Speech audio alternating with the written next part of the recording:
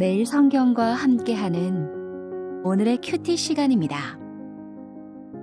6월 20일 오늘의 말씀은 역대상 21장 1절에서 17절입니다.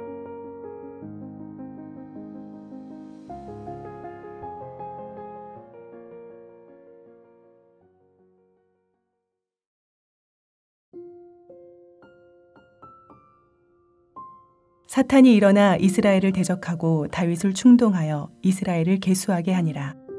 다윗이 요압과 백성의 지도자들에게 이르되 너희는 가서 브엘세바에서부터 단까지 이스라엘을 계수하고 돌아와 내게 보고하여 그 수요를 알게 하라 하니 요압이 아뢰되 여호와께서 그 백성을 지금보다 100배나 더하시기를 원하나이다. 내 주 왕이여 이 백성이 다 내 주의 종이 아니니이까 내 주께서 어찌하여 이 일을 명령하시나이까? 어찌하여 이스라엘이 범죄하게 하시나이까 하나. 왕의 명령이 요압을 재촉한지라. 드디어 요압이 떠나 이스라엘 땅에 두루 다닌 후에 예루살렘으로 돌아와 요압이 백성의 수요를 다윗에게 보고하니 이스라엘 중에 칼을 뺄 만한 자가 110만 명이요 유다 중에 칼을 뺄 만한 자가 47만 명이라. 요압이 왕의 명령을 마땅치 않게 여겨 레위와 베냐민 사람은 계수하지 아니하였더라. 하나님이 이 일을 악하게 여기사 이스라엘을 치심해 다윗이 하나님께 아뢰되 내가 이 일을 행함으로 큰 죄를 범하였나이다. 이제 간구하옵나니 종의 죄를 용서하여 주옵소서. 내가 심히 미련하게 행하였나이다 하니라. 여호와께서 다윗의 선견자 갓에게 말씀하여 이르시되 가서 다윗에게 말하여 이르기를 여호와의 말씀이 내가 내게 3가지를 내어 놓으리니 그 중에서 하나를 내가 택하라. 내가 그것을 내게 행하리라 하셨다 하라 하신지라. 갓이 다윗에게 나아가 그에게 말하되 여호와의 말씀이 너는 마음대로 택하라. 혹 3년 기근이든지 혹 내가 석 달을 적군에게 패하여 적군의 칼에 쫓길 일이든지 혹 여호와의 칼 곧 전염병이 사흘 동안 이 땅에 유행하며 여호와의 천사가 이스라엘 온 지경을 멸할 일이든지 라고 하셨나니 내가 무슨 말로 나를 보내신 이에게 대답할지를 결정하소서 하니 다윗이 갓에게 이르되 내가 곤경에 빠졌도다. 여호와께서는 긍휼이 심히 크시니 내가 그의 손에 빠지고 사람의 손에 빠지지 아니하기를 원하나이다 하는지라. 이에 여호와께서 이스라엘 백성에게 전염병을 내리심에 이스라엘 백성 중에서 죽은 자가 7만 명이었더라.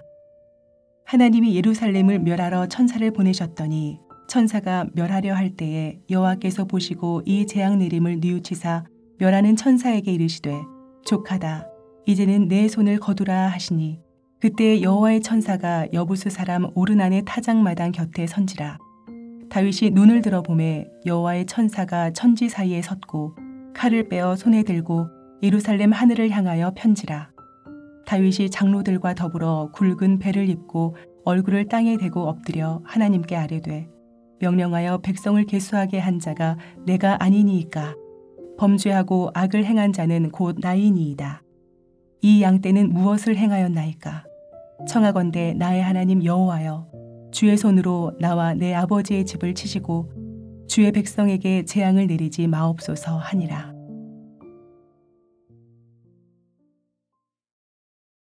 (6월 20일) 금요일 오늘 우리가 묵상할 말씀은 역대상 21장 1절부터 17절까지의 말씀입니다. 연이은 승리 때문에 영적으로 느슨해진 것일까요? 다윗이 인구조사를 하여 하나님께 죄를 짓습니다. 보통 군사를 모집하기 위한 군사적인 목적이나 세금을 걷기 위한 경제적인 이유로 인구조사를 하기도 하지만 하나님 나라는 세상 나라와 달라야 했습니다. 신명기 17장에 의하면 하나님 나라의 대리 통치자는 겸손히 하나님만 의지하도록 말과 병거를 많이 두지 말고 은금도 많이 쌓지 말아야 했습니다.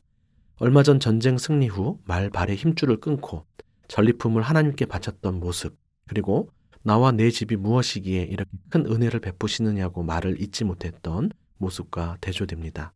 심지어 요압도 이를 죄로 여기며 어찌 이스라엘이 범죄하게 하시냐고 말리지만 소용이 없었습니다.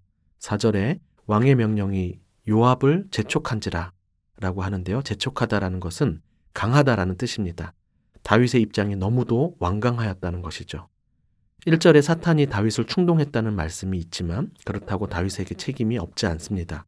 충동했다는 것은 아무것 없는 마음속에 악한 마음을 품도록 했다는 것이 아니고 원래 갖고 있었지만 억누르고 있었던 것을 부추겼다는 의미이기 때문입니다. 참고로 사무엘서는 하나님께서 충동하셨다라고 해서 혼란스러울 수 있는데요. 하나님의 통제하에 사탄이 충동하고 다윗이 죄를 지은 것으로 정리하면 됩니다. 그렇게 잘해왔던 다윗이었는데 이 어떻게 된 일인가요? 외부의 적을 그동안 잘 물리쳐 왔는데 오히려 내부의 적인 죄에 무너지는 모습을 봅니다. 아무리 큰 나무도 바깥의 폭풍은 견디지만 속에서 생긴 벌레 때문에 쓰러진다고 하지요. 사실 우리의 모습이기도 합니다. 외적인 환난에 비교적 버티고 견디지만 내적인 교만과 유혹에 더 쉽게 무너지는 우리이지 않습니까? 7절에 보니 하나님이 이 일을 악하게 여기사 심판을 행하십니다. 그제야 다윗은 자신이 큰 죄를 범하였다는 것을 깨닫고 자신이 심히 미련하게 행하였다며 용서를 구합니다. 이에 하나님은 3가지 선택지를 주십니다. 3년 동안의 기근, 3달 적군의 칼에 쫓기는 것, 3일간 여호와의 칼인 전염병을 통해 이스라엘 온 지경이 멸하는 것, 이 중 하나를 선택하도록 하십니다. 그냥 용서해 주시면 안 되나 싶지만 용서와 징계는 다릅니다. 하나님께서 우리에게 징계를 주시는 이유는 그분이 공의로우신 분임을 알게 하시기 위해서이고 또 우리를 더 온전하게 회복하기 위해서입니다. 결론적으로 오늘 본문 마지막 절에 보면 다윗이 더 깊고 진실한 회개와 중보에 이르는 모습을 확인하게 될 것입니다. 자, 여러분이 다윗이라면 3가지 중 어떤 것을 선택하겠습니까? 시간과 심판 수위가 반비례하는 듯 보입니다. 3년 기근 속에 근근히 버티는 게 낫지 않을까요? 아니면 심각하더라도 짧고 굵게 끝내는 것이 좋을까요? 다윗은 3일짜리 심판을 선택합니다. 고통의 시간이 짧아서 선택했을까요? 심판 수위를 보십시오. 전염병으로 이스라엘 온 지경이 멸하게 되는 심각한 징계이지 않습니까? 그런데 다윗은 왜 이것을 선택했을까요? 13절에 보면 그 이유가 나와 있습니다. 주요 내용들이 교차 대구의 형태로 나타납니다. 가장 핵심적인 가운데 부분에 여호와께서는 긍휼이 크시니 라는 말씀이 위치하고 그 앞과 뒤에 하나님의 손과 사람의 손이 위치합니다. 다시 말해 다윗은 하나님의 긍휼하신 사랑을 기대했던 것이죠. 적군의 칼보다 여호와의 칼이 더 무서운 것이 맞지만 여호와의 자비로우심이라는 변수를 기대한 것입니다.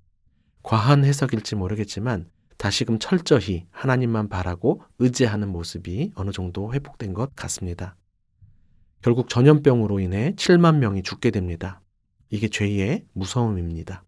나의 죄로 인해 내가 사랑하는 이들에게 아픔을 줄 수 있기에 우리는 다른 사람을 위해서라도 미련한 죄에 빠지지 않도록 주의해야 합니다.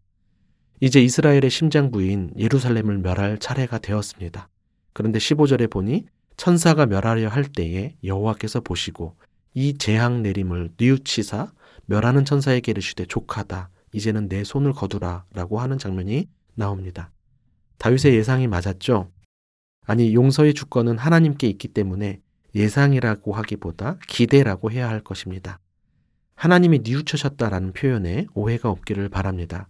어찌 보면 입장을 바꾸는 것이 변덕스러워 보이지만 성경에 나타난 하나님의 입장 변화에는 공통점이 있습니다. 항상 우리의 죄로 인해 심판하시려다가 돌이키시는 것이죠. 그러니 이는 변덕스러움이라기보다 하나님의 끝없는 자비와 사랑이라고밖에 표현할 수 없을 것입니다. 여호와의 천사가 칼을 빼어 예루살렘을 향하여 편 곳을 본 다윗은 장로들과 더불어 다시 회개합니다. 그러면서 백성의 수를 센 죄인은 자신이니 주의 손으로 나와 내 아버지 집을 치시고 주의 백성에게는 재앙을 내리지 말아달라고 중보합니다. 자기 죄에 대한 심각함을 깨닫고 그에 대한 책임을 피하지 않고자 하는 모습도 귀하고 다시금 이스라엘 백성을 주의 백성이라고 고백하는 것도 의미가 있습니다. 무엇보다 그전엔 자신의 능력치를 나타내는 숫자로서 백성을 대했지만 이제는 자신이 돌봐야 할 양떼라는 시선을 회복한 것이 참 중요한 부분 같습니다.